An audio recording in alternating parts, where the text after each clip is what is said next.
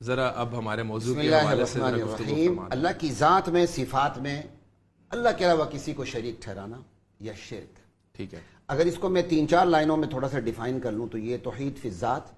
ٹھیک ہے، اللہ اپنی ذات میں وحدہ لا شریک ہے. ٹھیک ہے. اللہ ایک ہونے کا مطلب وہ گنتی والا ایک نہیں، 1 2 3 یہ ایک علم کلام کی بحث ہے.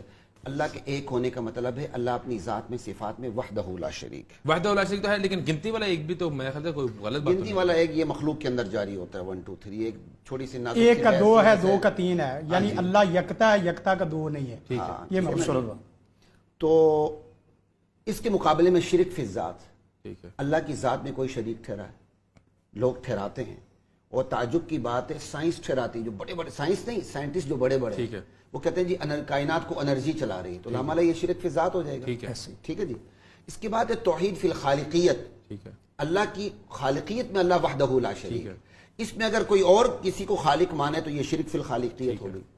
تیسرے نمبر پہ ابھی جو 2 نمبر ہے، حیرت کی بات ہے، اس میں مشرکین مکہ پکے موحد تھے.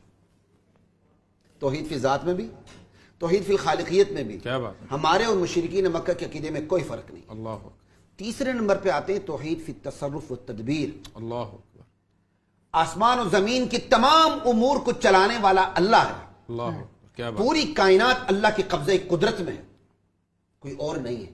یہاں آ کے اختلافات. مشرکین نے اللہ تعالیٰ کو قیاس کیا دنیا کے حکمرانوں پر، جو بڑے بڑے اختیارات خود رکھتا ہے، کی پاور اپنے پاس رکھتا ہے، چھوٹے اختیارات کو وزراء میں ڈیوائیڈ کر دیتا ہے. ٹھیک ہے، تو مشرکین نے یہی سمجھا اللہ تعالیٰ نے بڑے بڑے اختیارات اپنے پاس رکھے ہیں، چھوٹے چھوٹے اس نے ڈیوائیڈ کر دیے. کسی کو بیمار کرنا، شفا یاب کرنا، بیٹا دینا، بیٹی دینا، یہ جو چھوٹی موٹی چیزیں اللہ تعالیٰ نے تقسیم کر دی ہیں. اختلاف یہاں آ کے آتا ہے. یہاں بھی تیسرے درجے میں آپ دیکھیں کہ 50 سے 70% اسلام ہے، تھوڑا سا شرک ہے. کا بڑے بڑے کام اللہ کے ہاتھ میں، بادل کا گرجنا، برسانا، آسمان و زمین کے بڑے نظام اللہ کے ہاتھ میں. وہ ان کے نزدیک چھوٹے نظام کیا ہے؟ تقدیر کو بنانا، بگاڑنا، سنوارنا، کسی کو آباد کرنا، کسی کو برباد کرنا، کسی کو تخت سلطنت پر بٹھانا، کسی کو تخت دار پر چڑھانا. یہ کام کا اللہ تعالیٰ نے اپنے کیا کہتے ہیں چہیتوں کو سونپ دی ہیں. اب اللہ تعالیٰ ان کے بارے میں اس سے نہیں پوچھتا، وہ جیسے مرضی فیصلہ کریں. جاؤ ان کے پاس بیٹا لینے، وہ تمہیں بیٹا دے دیں گے. جاؤ ان کے پاس بیٹی لینے، وہ تمہیں بیٹی دے دیں گے. اگرچہ پورے پنجاب کا سروے کر لیں، آپ کو اللہ دیتا بھی ملے گا، اللہ دیتی بھی ملے گی، اللہ رکھا بھی ملے گا، اللہ رکھی بھی ملے گی. پیرا دیتا ملے گا، پیرا دیتی نہیں ملے گی. پیرا دیتی نہیں ملے گی. کیوں؟ یہاں کا تصور یہ ہے کہ اللہ اچھا ہمارے پیر بزرگ لڑکی دیں، یہ تو اچھی بات نہیں ہے، وہ تو لڑکے دیتے ہیں. اس لیے پورے پنجاب میں دیکھ لیں پیرا دیتا ملے گا، پیرا دیتی نہیں ملے گی. یہ ہے وہ تیسرے درجے پر اختلاف، جہاں جا کے اختلاف پیدا ہو جاتا ہے کہ بڑے بڑے امور اللہ کے پاس چھوڑ. یہاں سے مطلب پیر کو اللہ سے بھی اوپر ایک سپرلیٹو ڈگری کر دیا. ہاں، اب یہاں جب تیسرے درجے میں شرک آ گیا نا، چوتھے درجے میں آٹومیٹکلی آتا ہے. وہ کیا؟ توحید فی العبادہ. کیوں؟ جو یہ سمجھے گا کہ اللہ کے علاوہ بھی کچھ اختیارات کسی کے پاس ہیں جو میری بگڑی بنا سکتا ہے، وہ پھر عبادت میں آ کر سجدہ ریز ہو جاتا ہے. اللہ اکبر، اس کے لیے طواف کرنے لگتا ہے، اس کے لیے وہ تمام آداب بجانے. اب نظر نیاز عبادت ہے، اللہ کے سوا کسی کے نام نظر نیاز نہیں دی جا سکتی، ورنہ شرک ہے. ہاں صدقہ دے دیں، ثواب جس کو مرضی پہنچائیں، یہ ٹھیک ہے، لیکن جو پروڈکٹ ہوگی اس پروڈکشن پہ لیبل اللہ کا لگے گا، ٹھیک ہے، اور کسی کا نہیں لگ سکتا. تیسرے درجے میں جب شرک آ جاتا ہے، چوتھے درجے میں آٹومیٹکلی شرک آتا ہے. جو یہ سمجھتا ہے چھوٹے بڑے تمام امور اللہ کے ہاتھ میں، وہ نہ سجدہ کرے گا، نہ کوئی عبادت کی کوئی اور صورت اللہ کے علاوہ کسی اور کے لیے بجا لائے گا. لیکن جو تیسرے درجے میں شرک کرے گا، چوتھے میں آٹومیٹکلی ضرور کرے گا. توحید اور شرک کی ان 4 اقسام کو سامنے رکھیں تو آپ حیران ہوں گے. 2.5 سے تقریباً 3% تک مشرک موحد ہوتا ہے. 1 سے 1.5% تک مشرک ہوتا ہے. اس 1 سے 1.5% کے شرک کو اللہ تعالیٰ نے ایسا قرار دیا جیسے پیشاب ہے جو پورے دودھ کے ڈرم کو برباد کر کے رکھ دیتا ہے. یہ قابل قبول نہیں. اور مولانا نے ایک بہت اچھی بات کی تھی، ما فوق الاسباب ما تحت الاسباب، اس میں کوئی اختلاف ہی نہیں ہے. وہ تو اللہ کا حکم ہے ایک دوسرے سے تعاون کرو.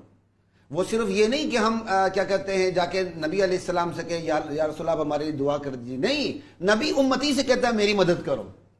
یہ قرآن میں قال من انصاری اللہ، من انصاری اللہ، یہ نبی نہیں کہہ رہا، یہ امتی نہیں کہہ رہا، یہ وقت کا نبی عیسیٰ علیہ السلام کہہ رہے ہیں من انصاری اللہ، اللہ کے راستے میں میرا کون مددگار ہے. یہ تو اللہ کا حکم ہے وتعاونوا علی البر والتقوی ولا تعاونوا علی الاثم والعدوان. تو یہ ما فوق الاسباب ما تحت الاسباب جو ہے نا کہ اسباب سے ما ورا آپ کسی کو پکارتے ہیں. میں یہاں بیٹھ کر کسی کو پکارتا ہوں اور میں یہ سمجھتا ہوں جس طرح اللہ کے لیے دور و نزدیک برابر ہے, اسی طرح اللہ کے علاوہ بھی کوئی ایسی ہستی ہے جس کے لیے دور و نزدیک برابر ہے, وہ میری پکار کو سنتا ہے, یہ شرک ہے. اس پر جوابی کارروائی کرتا ہے, یہ شرک ہے. میری مراد پوری کر دیتا ہے, یہ شرک ہے. لیکن اگر آپ اس سے بچتے ہیں, آپ کہتے ہیں میں مولانا کے قریب جا کے بات کرتا ہوں, یہ سن لیتے ہیں, وہ بھی زندہ ہوں, یا ہم کمرے میں بیٹھے ہیں سن لیتے ہیں, دیوار کے آپ پار سننا یہ تو غلط ہے. بندہ سویا ہوا نہیں سنتا, مویا ہوا کیسے سنے گا؟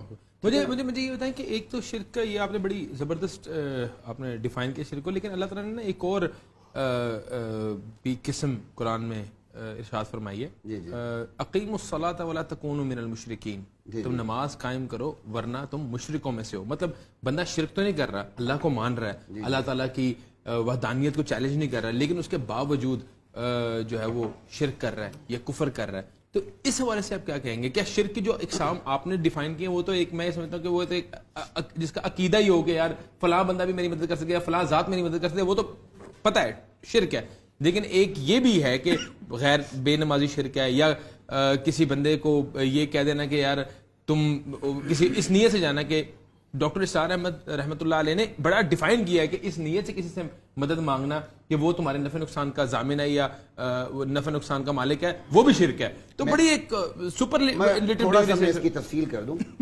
دیکھیں نا, وہاں وگر نہ تم مشرک ہو جاؤ گے, یہ ترجمہ ہے, بنتا ہی نہیں. اقیموا الصلاۃ ولا تکونوا من المشرکین, نماز قائم کرو مشرکین میں سے نہ ہو جاؤ.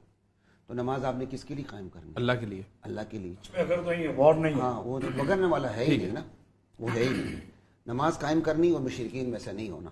لامالا جو خالص نماز اللہ کے لیے قائم کرے گا وہ کسی اور کے لیے سجدہ کر سکتا؟ کبھی نہیں کر سکتا. چھوٹی سی مثال دیتا ہوں. ایک عورت ہے, وہ اپنے آپ کو مسلمان کہتی, شناختی کارڈ میں بھی اس کا اسلام لکھا ہوا ہے, لیکن مانسرہ سے سفر کرتی, کالی مرغی اس نے بغل میں دبائی ہوئی ہے, سیدھے ہاتھ علی اجویری رحمۃ اللہ علیہ کے دربار پہ آ کے دیتی ہے. کیا مطلب ہے؟ وہاں اس کو غریب نہیں ملتے, اور یہاں وہ مراد مانگتی ہے. کبھی کبھی میں نے ایک دفعہ گیا, مراد ماننا آپ کے اسلام کے مطابق, آپ کے مطابق میرے منہ سے نکل گیا, اسلام کے مطابق جو آپ یہ عمل ہے یہ نظر و منت کا ہے ذکر قرآن میں, نظر و منت کا ہے. تھوڑی سی میری بات پوری ہونے دے نا.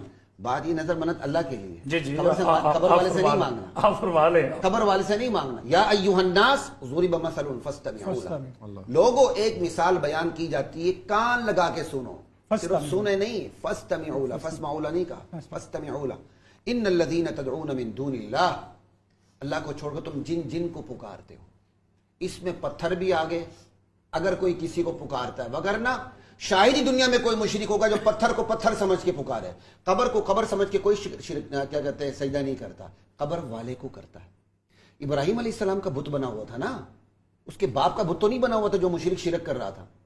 وہ اگر اسے پتھر کو کہنا ہے تو اپنے باپ کا بت بنا دے, سجدہ کرے. ابراہیم علیہ السلام کا بت کیوں بنا ہوا تھا؟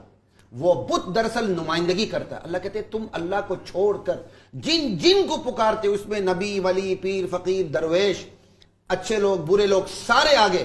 لن یخلقوا ذبابا, وہ ایک مکھی بھی پیدا نہیں کر سکتے. وَإِن يَسْلُبْهُمُ الذُّبَابُ شَيْئًا لَا يَسْتَنقِذُوهُ مِنْهُ, مکھی پیدا کرنا تو درکنار, وہ مکھی اگر ان کے دسترخوان سے کوئی چیز چھین کے اپنی خوراک لے کے اڑے تو وہ چھڑا بھی نہیں سکتا.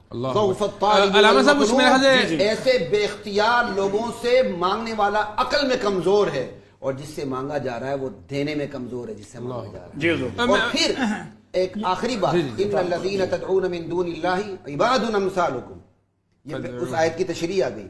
اللہ کو تم چھوڑ کے تم جن کو پکارتے ہو نا, وہ تم جیسے بندے ہیں. اللہ فدعوہم فلیستجیبوا لکم وَإِن تدعوہم لا يسمعوا دعاءکم, تم ان کو پکارو وہ تمہاری دعاؤں کو نہیں سنتے.